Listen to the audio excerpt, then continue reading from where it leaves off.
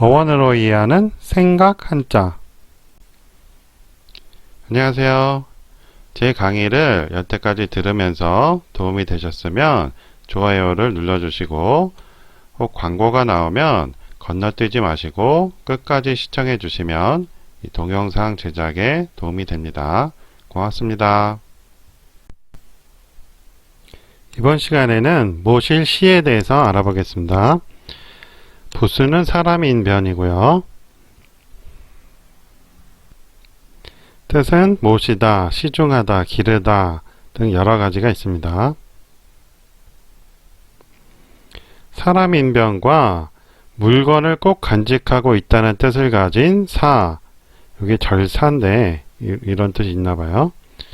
로 이루어지며 귀인의 바로 옆에서 일하는 사람 또는 그 일을 뜻함이라고 해서 모실시가 되었다고 합니다. 설문회자에도 뭐 특별한 설명은 없고요. 차이니즈 에티몰로지에서 봤는데 여기서도 뭐 특별한 설명이 있지는 않아요. 그냥 이거 합성을 해서 serve 해서 모신다는 뜻이 됐다라고 하죠. 그리고 갑골문과 근문에 보이지 않기 때문에 오래된 한자는 아닙니다.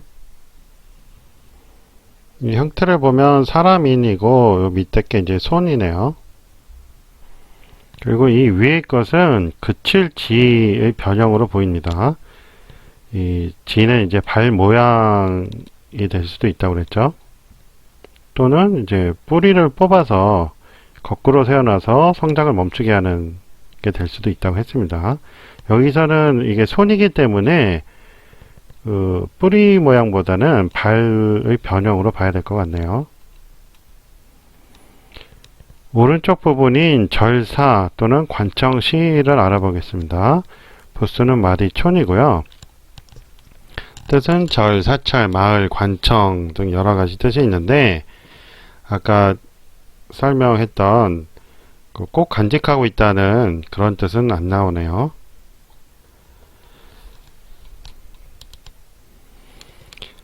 회의문자로서 일정한 법도에 따라서 토지를 관리하는 곳의 뜻으로 합하였다고 하는데 이게 지금은 토로 보이지만 원래는 이제 토가 아니었죠.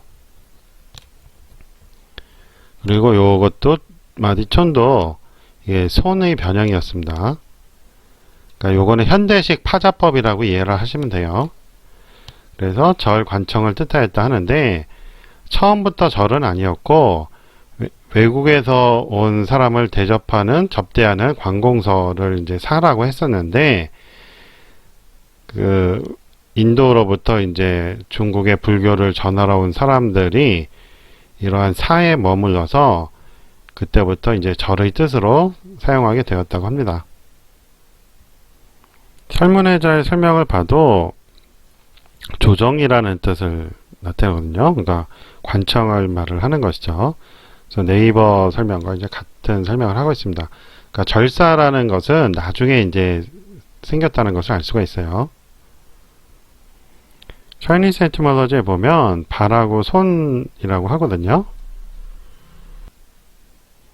이 형태를 보면 이게 그칠지니까 이제 발로 해석된다고 그랬죠. 그리고 이건 손이고 그것이 현재처럼 모양이 바뀐 거고요. 흑토의 마디촌으로 바뀐 것이고 그래서 원래 의미는 그 태양과 달의 움직임을 측정하는 거였다고 합니다. 이 손이 마디촌으로 바뀌었는데 그 촌이라는 것이 이제 하나의 그 거리를 재는 단위죠. 그러니까 이런 해석이 가능한 것이죠. 갑골문에는 없지만 근문에 나오는 걸로 봐서 이 근문이 사용될 시기에는 불교가 들어오질 않았죠. 그러니까 절사라는 것은 나중에 이제 뜻이 변한 것이라는 걸 알 수 있습니다. 그래서 여기 설명대로 이것이 원래 측정하는 용도로 글자가 사용됐었다면 그런 것은 일반인들이 한다기보다도 관청에서 주로 하겠죠. 그렇기 때문에 관청 의미로 사용됐다고 봅니다. 그래서 이 오른쪽 절사라는 부분이 원래 관청의 뜻이었다면 거기에 있는 사람이기 때문에 이 관청은 외부에서 온 손님들, 외국에서 온 손님들을 접대하는 곳이라고 그랬죠, 원래가. 그래서 거기 있는 사람들이기 때문에 그런 귀빈들을 모시는 사람이 이라는 뜻에서 모실시가 되었다고 봅니다. 자, 이번에는 절사가 들어간 때시에 대해서 알아보겠습니다. 부수는 날이고요. 날 1이고요. 뜻은 때, 철, 기한, 세대 등 여러 가지 뜻이 있습니다. 형성문자로서 날일과 시로 이루어졌다고 하고요. 태양이 일정한 규칙에 따라 돌아간다는 뜻이 합하여 때를 뜻함이라고 했습니다. 아까 그 절사에서 봤던 그 영어 설명, 태양과 달의 움직임을 재는 것, 이러한 뜻이 이제 이 날일이 붙었을 때 이제 성립이 되는 것이죠. 설문해자에는 사시라고 해서 이제 때를 나타내고 있습니다. Chinese etymology에도 비슷한 설명을 하고 있네요. 해가 이렇게 움직이는 것을 이렇게 마디촌으로서 이제 잰다는 것이죠.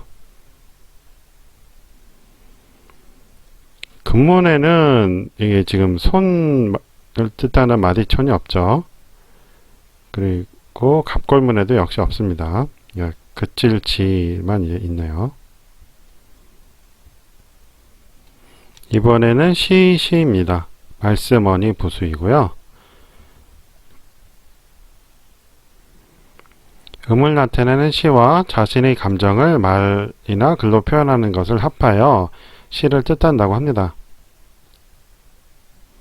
설문해자에는 그렇게 특별한 뜻이 있지는 않네요. Chinese etymology도 특별한 설명이 있지는 않습니다. 갑골문 근문에 있는 글자가 아니기 때문에 오래된 글자는 아니고요. 제 생각에는 이게 아까 뭔가 측정하는 거였잖아요. 규칙이 있단 말이에요. 그래서 말을 하는데 그것을 규칙이 있게 말하는 것을 이제 시라고 했다고 이제 생각이 되어요. 그래서 지금 자유시라는 것도 있지만 옛날에는 한시를 쓸 때 어떤 규칙에 의해서 썼거든요. 그래서 이제 시라는 뜻을 가지게 되었다고 봅니다.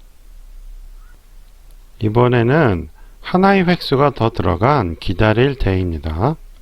뜻은 기다리다, 대비하다, 이게 또 모시다, 시중들다도 있네요. 이런 뜻이 있고요. 뭐라고 설명을 하는데 뜻이 확 와닿지가 않아서 건너뛰겠습니다. Chinese etymology에는 요것은 이제 길이라고 하죠. 이게 원래 사거리였었어요.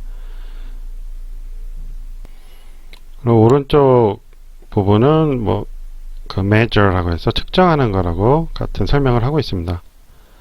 그래서 사거리에서 뭔가 측정하는 모습이라고 볼 수 있거든요. 근문에도 나오네요.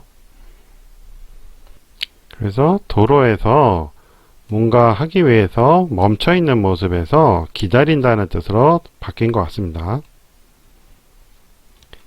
이렇게 해서 오늘은 주제 한자인 모실시에 대해서 알아봤습니다. 이것은 원래 이것이 그 절사보다는 관청시의 뜻으로 먼저 쓰였다고 그랬죠.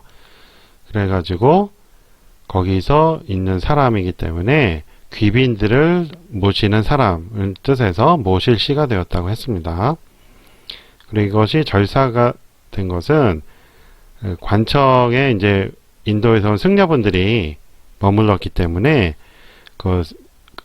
그것이 이제 절사로 바뀌었다고 그랬죠. 그리고 이것이 관청이 된 것은 요것은 손이고 요것은 그칠지였는데 뭔가 측정하는 모습에서 이렇게 바뀌었다고 했습니다. 뜻이. 그리고 비슷한 모양의 이제 요 두이면이 있는데 이것은 길이었죠. 그래서 길에서 뭔가 측정하면서 시간을 보내기 때문에 기다린다는 뜻으로 바뀌었다고 했습니다. 그래서 발음도 기다릴 때로 바뀌었죠. 그리고 이 절사에 또는 관청시에 이 날일자가 붙으면 해가 이렇게 움직이는 것을 측정하는 걸 뜻해서 이제 때시가 됐었고, 말씀원이 붙으면 말하는 것을 어떤 규칙에 따라서 쓰기 때문에 시라는 뜻이 되었다고 했습니다. 오늘 수업 여기까지 하고요. 다음 시간에 다른 한자로 찾아뵙겠습니다. 도움이 되셨으면 좋아요 눌러주시고 혹시 광고 나오면 끝까지 봐주시면 이 동영상 제작에 도움이 됩니다. 고맙습니다. 안녕히 계세요.